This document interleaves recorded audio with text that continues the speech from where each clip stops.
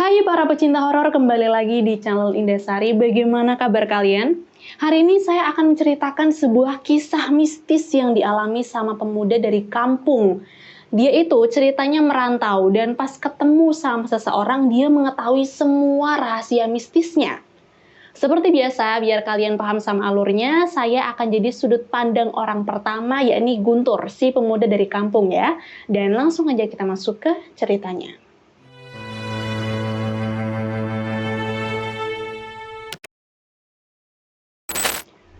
Sudah lebih dari 3 tahun aku menjalani usaha warung kecil-kecilan di salah satu daerah pinggiran kota Jakarta. Dan ya, hasilnya boleh dibilang cukup lumayan. Tapi meski begitu, nggak semua datang dengan sendirinya. Aku harus kerja keras dari nol, harus jatuh bangun dulu biar kayak sekarang. Tapi jujur, bukan itu aja. Ada faktor lain juga yang turut membantu. Faktor non-teknik dan semua itu berawal dari bertemunya aku sama seseorang. Serta dialah orang yang memperkenalkan aku dengan Simbah. Orang itu namanya Mas Dwi. Dia ini pedagang nasi goreng yang biasa mangkal di dekat stasiun kereta komuter lain jurusan Jakarta Bogor sejak tahun 2015. Dia adalah pria Jawa yang ulet, rajin, dan murah senyum. Awal perkenalan kami itu dimulai beberapa tahun yang lalu, ketika aku baru saja menginjakan kaki di stasiun pinggiran kota Jakarta. Aku ini datang dari kampung cuma berbekal semangat karena terbuai cerita sukses teman-temanku yang bilang kalau hidup di Jakarta itu cukup modal nekat aja, nggak butuh banyak skill asal ada kemauan. Tapi belum lama nyampe di situ, aku yang pelongo-pelongo harus kehilangan tas karena kejambret. Udah tas itu isinya dompet, HP, sama alamat temen lagi.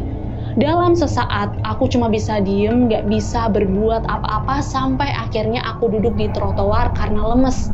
Di situ banyak orang yang ngeliat. Mereka juga datang buat lihat keadaan aku, tapi ngeselinnya gak ada satupun yang menawarkan bantuan, kecuali satu orang. Sesuai skenario yang ditulis sama Tuhan, Mas Dwi yang waktu itu ikut menyaksikan langsung ngajak aku buat duduk di dekat gerobak dagangannya terus ngasih segelas air minum. Di sana dia mulai tanya, terus dengan sabarnya dia dengerin kisah perjalanan aku hingga akhirnya sampai di kota itu. Setelah tahu kalau aku sebenarnya nggak punya tujuan pasti dan nggak kenal siapa-siapa, tanpa disangka-sangka dia nawarin untuk sementara waktu tinggal di rumah kontrakannya. Tentu aja dong aku seneng banget. Dan bukan itu aja, setelah beberapa hari tinggal di rumahnya, dia malah minta aku untuk bantu-bantu jualan dengan iming-iming sejumlah imbalan. Sudah pasti aku sanggupi permintaan itu, karena selain untuk balas budi, uang yang nanti aku dapatkan pun akan sangat bermanfaat. Ya untuk sekedar menyambung hidup atau sekedar membeli rokok. Dan begitulah, sejak saat itu aku mulai bantu-bantu jualan, sekaligus belajar cara berdagang yang mungkin nanti bisa aku tiru. Kayak dapat les private sih waktu itu, sedikit demi sedikit aku serap, aku pelajari semua trik dan cara berdagang sama bumbu rahasia dari nasi goreng hasil olahan Mas Dwi. Tapi dari semua ilmu yang udah dia kasih, ada satu hal yang awalnya nggak pernah bisa aku pahami, karena dia memang enggan untuk membahasnya. Tapi justru ini inti dari semuanya. Nasi goreng buatan Mas Dwi laris banget dan terkenal di sekitar area itu. Walaupun cuma bermodalkan gerobak sederhana dan beberapa bangku plastik untuk duduk, tapi dagangannya itu selalu ludes terjual. Tapi ada hal yang buat aku sedikit heran pas tahu kalau Mas Dwi ternyata punya satu kebiasaan unik dan sedikit aneh. Waktu itu dia sengaja nyisihin sepiring nasi putih padahal ada satu pembeli yang rengek-rengek pengen dibuatin nasi goreng. Aku nanya dong, kok disisain gitu sih mas? Itu kan masih bisa buat sepiring nasi lagi. Kok malah mau dibawa pulang sih? Di situ Mas Dwi tidak mau berkata banyak dan cuma bilang, buat Simbah. Sumpah aku heran sama kelakuan dia dan sempat bingung, emang siapa Simbah yang dia maksud? Karena setahu aku hanya ada kami berdua doang di rumah kontrakan itu. Aku pikir, oh mungkin Simbah tetangga deket rumah kali. Tapi bukan, sepiring nasi yang tadi malah ditaruh gitu aja di pojok dapur. Sebenarnya mubazir banget kan, soalnya nasi itu dibuang di esok hari. Tapi mau nanya lagi aku ngerasa sungkan dan akhirnya aku biarin aja. Kebiasaan itu dia lakukan setiap hari, kecuali hari Kamis, waktu dimana dia libur jualan. Dia bilang kalau hari Kamis itu adalah waktunya untuk istirahat. Tapi aku ngerasa kalau itu bukan alasan yang sebenarnya. Kembali lagi bicara soal skill berdagang, setelah yakin dengan kemampuanku sendiri, beberapa kali dia minta aku buat praktek langsung gantiin dia jualan. Tapi dia masih dampingin waktu itu. Awalnya canggung, tapi lama-lama kedua tangan ini makin handal sampai akhirnya beberapa kali udah mampu berjualan sendiri. Aku juga nggak perlu didampingin lagi waktu itu. Sampai suatu hari pas aku lagi ngerokok, Mas Dwi manggil dan ngajak ngobrol. "Guntur, aku baru dapat kabar kalau anakku sakit di kampung. Jadi aku mau pulang kampung dulu dan untuk sementara ini kamu gantiin aku jualan ya, bisa kan?" Di situ aku iyain permintaan Mas Dwi. Ada sedikit rasa bangga juga sih karena bisa mendapatkan kepercayaan dia. Lalu setelah selesai berkemas, hari itu juga dia langsung berangkat. Tapi sebelum pergi, dia sempat mewanti-wanti. "Ingat Guntur, jangan lupa sisihin sepiring nasi untuk ditaruh di dapur ya. Jangan sampai kelewat." Aku memang sudah gatal untuk bertanya, dan langsung menjawab, "Maaf mas, memangnya nggak sayang, padahal kan nanti dibuang." "Nggak apa-apa, pokoknya aku titip saja yang itu, jangan sampai lupa." Dan mulai hari itu aku menggantikan Mas Dwi berjualan seperti yang dia amanatkan. Hari-hari pertama mangkal, semua berjalan normal tanpa ada kendala. Dagangan selalu habis dan gak lupa aku sisain sepiring nasi putih buat dibawa pulang yang langsung aku taruh di pojok dapur. Terus besoknya aku buang. Tapi pada suatu hari aku sempat lalai. Mungkin karena saking semangatnya jualan, aku jadi salah perhitungan terus bingung sendiri pas sadar kalau bakul nasinya itu udah kosong alias ludes. Setelah berpikir cukup lama, akhirnya aku dapat satu solusi yang tadinya aku pikir itu solusi cerdas. Tapi pada akhirnya aku sangat menyesal. Jadi aku memutuskan untuk membeli sebungkus nasi putih sebagai ganti yang langsung aku taruh di piring terus kuletakkan di tempat biasa. Dan setelah membereskan semua peralatan dagang, aku pun langsung pergi tidur. Tapi tepat di tengah malam, aku kaget banget sampai kebangun karena ada suara piring pecah dari dapur. Aku periksalah ke sana dan yang lebih mengejutkannya lagi, piring nasi yang tadi udah pecah dan isinya berantakan. Kok bisa pecah sih? Walaupun bingung, aku langsung beresin semuanya dan lanjut tidur. Waktu itu aku pikir, tikus kali dan gak mikir macem-macem. Besoknya kembalilah pada rutinitas biasa, bangun pagi-pagi terus langsung pergi ke pasar buat belanja bahan-bahan kebutuhan dagangan, terus dilanjut ngolah bumbu sama bahan-bahan lain dari siang sampai sore. Tapi ada satu hal yang aneh, beras yang aku masak gak mateng-mateng. Sumpah aku bingung banget dan setelah beberapa jam kemudian akhirnya nasi itu mateng juga. Akibatnya, aku jadi terlambat pergi mangkal. Dan entah karena memang kebetulan aja atau bukan, hari itu daganganku sepi pembeli. Sampai tengah malam pun cuma terjual beberapa porsi aja. Jauh banget dibandingkan hari-hari biasa. Ternyata bukan hanya sekali. Situasi itu terus terjadi sampai buat aku stres gara-gara setiap hari hasil dagangannya mengecewakan. Tapi untungnya situasi itu nggak berlangsung lama. Setelah beberapa hari, perlahan-lahan segalanya kembali normal. Terus datang kabar dari Mas Dwi kalau dia akan tinggal di kampung untuk waktu yang lebih lama lagi. Lewat telepon, Mas Dwi sempat nanya, apa semuanya baik-baik aja? Aku pun jawab, nggak usah khawatir mas, semuanya berjalan dengan baik dan lancar. Tadinya sih aku mau cerita tentang aku yang pernah lalai nyisihin nasi, tapi nggak jadi, soalnya aku nggak mau membuat Mas Dwi risau dan kecewa. Tapi pada suatu hari, aku malah membuat sebuah kesalahan fatal. Jadi, hari itu hari Kamis. Hari biasanya Mas Dwi libur jualan. Tapi aku yang lagi semangat-semangatnya memutuskan untuk tetap pergi mangkal. Lagi pula aku juga merasa nggak butuh istirahat. Dan yang ada di otakku, cuma bagaimana nih caranya meraih keuntungan sebanyak-banyaknya. Pas pembeli pertama datang, aku melayani pesanan dia seperti biasa. Namun pas dia baru aja mau makan nasinya, tiba-tiba aja dia marah-marah. Rasanya kok begini mas? Nasinya basi nih. Aku terkejut dengar dia ngomong gitu. Karena nggak percaya, aku ambillah sepiring nasi itu dan aku cicipi. Dan emang benar. Saat itu juga aku langsung minta maaf sama pembeliku, tapi dia yang udah kecewa pergi gitu aja. Setelah itu aku ngecek nasi yang ada di bakul dan langsung meringis pas nyium baunya. Nasi itu bener-bener udah basi. Padahal awalnya masih dalam kondisi baik dan hangat. Bahkan pas nasinya aku goreng, semuanya masih dalam keadaan normal-normal aja. Karena keheranan, aku cuma bisa duduk termenung, mencoba menerka-nerka apa ada yang salah saat memasak nasi di rumah tadi. Tapi karena gak menemukan jawabannya, akhirnya aku memutuskan untuk pulang dengan membawa dagangan yang semuanya masih utuh. Lalu, di luar dugaan, dalam perjalanan pulang aku malah mengalami kejadian apes. Gerobak daganganku diserempet mobil, gerobaknya aja sampai terbalik, sedangkan aku terlempar sampai masuk ke got. Untungnya sang penabrak mau bertanggung jawab dengan mengganti semua kerugian dan langsung membawaku pergi berobat. Dan untungnya lagi, gerobak hanya mengalami kerusakan ringan. Bener-bener apes. Malam itu, sepulang dari klinik untuk mengobati luka, aku cuma bisa rebahan sambil merasakan nyeri di beberapa bagian tubuh. Terus setelah minum obat pereda nyeri yang diberikan sama dokter, gak lama kemudian aku jadi ngantuk sampai akhirnya tertidur. Tapi tepat di tengah malam, aku kebangun sama suara berisik yang berasal dari dapur. Karena penasaran, aku yang masih dalam pengaruh obat itu langsung bangkit dari kasur dan menuju ke dapur untuk memeriksa. Dan kagetnya aku saat melihat sesuatu yang janggal di sana. Ada Simba-Simba berkebaya hitam dengan rambut putih lagi berdiri membelakangiku. Tangannya juga bertolak pinggang sambil marah-marah. Aku yang bingung nanya dong, Simba siapa ya? Kok bisa masuk sini?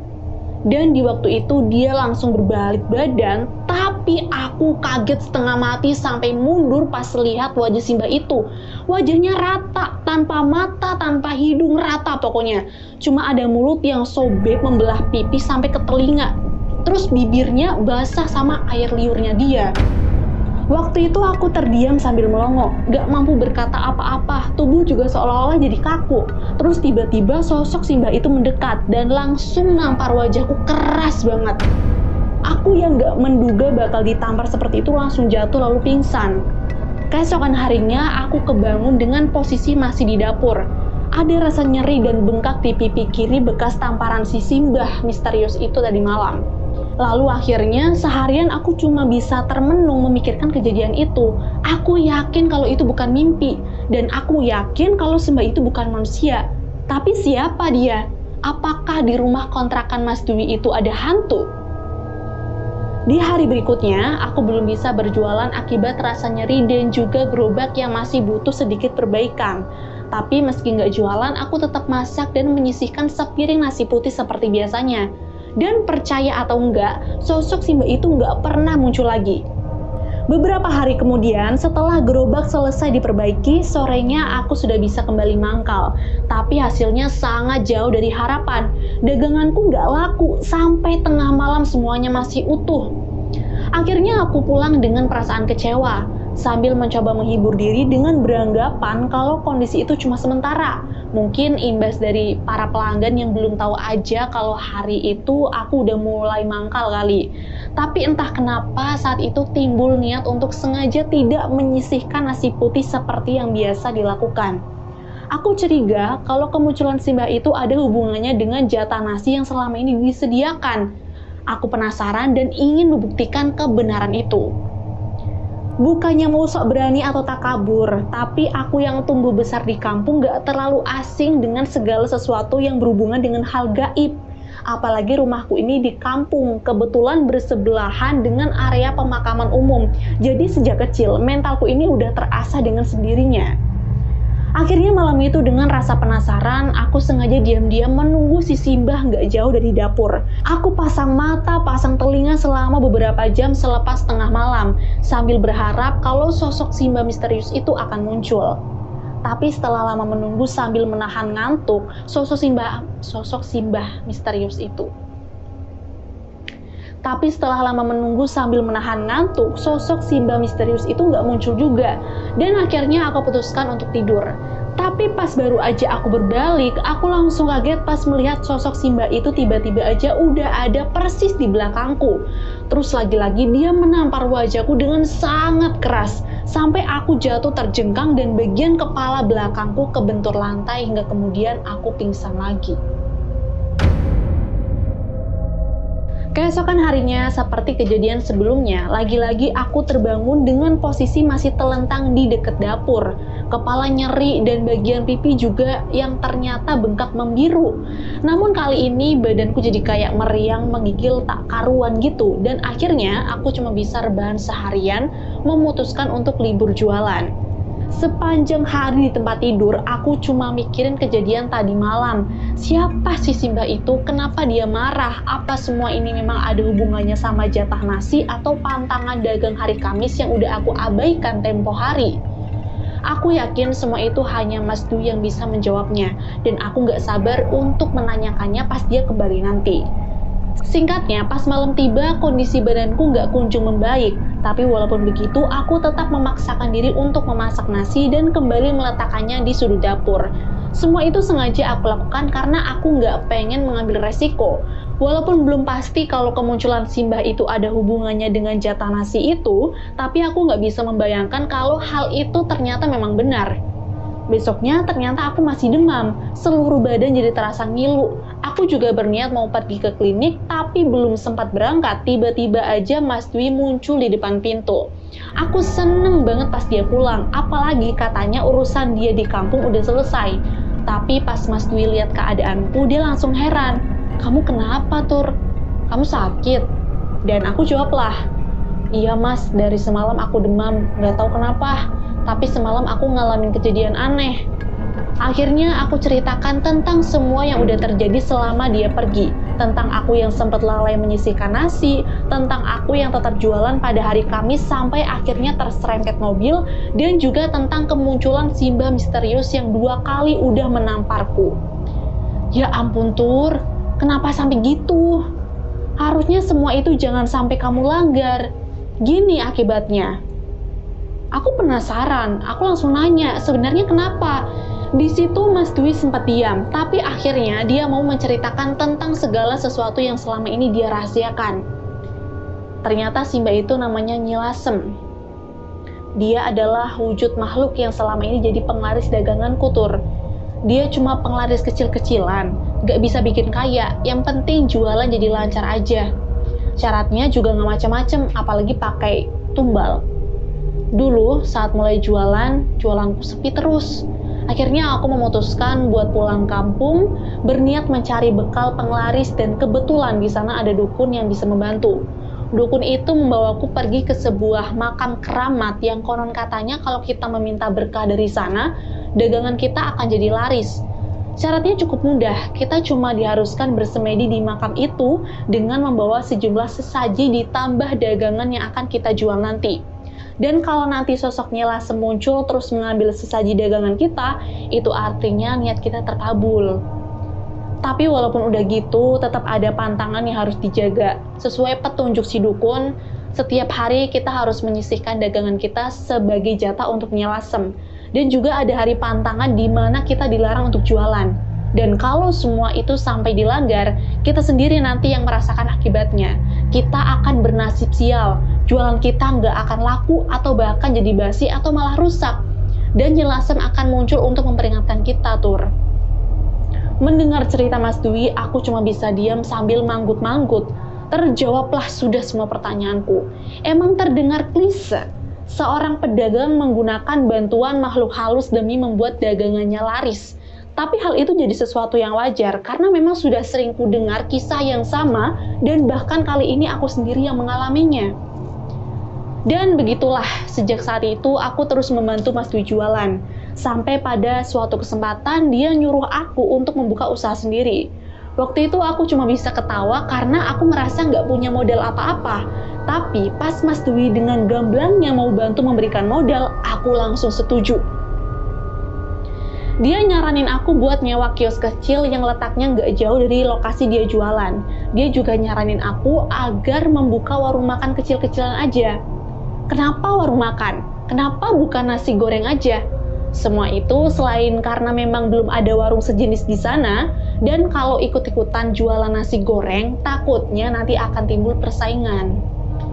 Awalnya memang ragu, tapi akhirnya aku memberanikan diri untuk menerima tantangan itu. Lagi pula, Mas Dwi juga udah janji akan selalu siap membantu.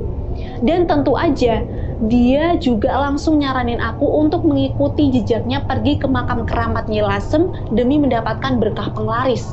Saran itu langsung aku iakan, dan setelah segalanya siap dengan perhitungan yang matang, kami pun berangkat ke sana untuk menemui sang dukun. Tanpa ada kendala, aku langsung diminta untuk bersemedi dengan berbekal sesaji dan beberapa macam jenis makanan yang kelak akan jadi menu jualanku. Setelah nyaris semalaman bersemedi, akhirnya yang ditunggu-tunggu pun muncul juga. Nyi Lasem hadir dengan wujudnya yang menyeramkan dan langsung menghampiriku. Rasanya jantung ini tuh mau copot. Badan juga penuh sama keringat dingin karena takut dia ngelakuin hal yang sama kayak kemarin. Tapi ternyata kali ini Nyi Lasem datang menengok dan langsung mencicipi segala macam jenis menu yang aku sediakan. Terus setelah itu dia langsung pergi menghilang. Demi mendapatkan hasil itu, aku jadi senang. Mas Dwi juga ikut senang, dan sang dukun lalu berpesan agar aku rutin menyisihkan seporsi makanan sebagai jatah untuk Nyi Lasem. Katanya nggak perlu semua macam, cukup satu macam aja sebagai syarat. Sama seperti Mas Dwi, aku juga dilarang berdagang setiap hari Kamis. Kenapa harus hari Kamis? Kami nggak tahu dan juga nggak mau ambil pusing. Yang penting bagaimana caranya agar semua syarat itu dapat kami laksanakan dengan sebaik-baiknya. Singkat cerita, akhirnya warung itu pun dibuka. Mas Dwi juga dengan baiknya selalu bantu aku pada masa-masa awal warung itu mulai jualan. Hingga akhirnya lambat laun segala usaha itu mulai membuahkan hasil. Warung yang awalnya kecil dan sangat sederhana itu mulai ramai didatangi para pembeli. Walaupun harus kuakui kalau ada andil dari penglaris Nyi Lasem, tapi semua itu nggak akan bisa terwujud tanpa adanya kerja keras dari diriku sendiri, yang harus bangun pagi-pagi untuk mulai memasak, menyusun dagangan, terus dengan sabar melayani para pembeli. Kini setelah hampir 3 tahun, aku mencari lokasi yang lebih layak karena usahaku mulai berkembang. Setelah meminta saran dari Mas Dwi yang kini sudah kuanggap seperti kakakku sendiri, akhirnya aku memutuskan untuk pindah. Dan sekarang aku udah nyaman di tempatku yang baru. Mas Dwi juga udah lama melebarkan bisnisnya dengan memiliki kedai nasi goreng yang lebih bagus dan sudah pasti selalu laris. Kami tetap berhubungan dengan dia yang selalu mewanti-wanti agar aku nggak lalai menjalankan semua syarat yang selama ini telah kami jalani. Jadi seperti itu kisahnya teman-teman. Saya nggak dikasih tahu tentang kelanjutan kisah mereka ini apakah tambah maju dan sukses atau malah bangkrut dan hancur berantakan. Intinya yang bisa saya ambil setelah melihat kisah ini, mereka berdua menjadi semakin jauh sama Tuhannya. Emang nggak bisa dibenarkan sih apa yang udah Guntur dan Mas Dwi ini perbuat. Dan jangan sampai kalian tiru. Ambil aja positifnya dan buruknya dibuang. Karena semua hal itu pasti ada konsekuensi dan hikmahnya masing-masing. By the way, cerita ini saya dapatkan dari akun Twitternya Walensky. Kalau penasaran langsung kepoin aja di sini. Dan buat kalian yang mau request bisa komen di bawah atau DM di Instagram saya @_sadirasa. Sekian dan sampai ketemu di video selanjutnya.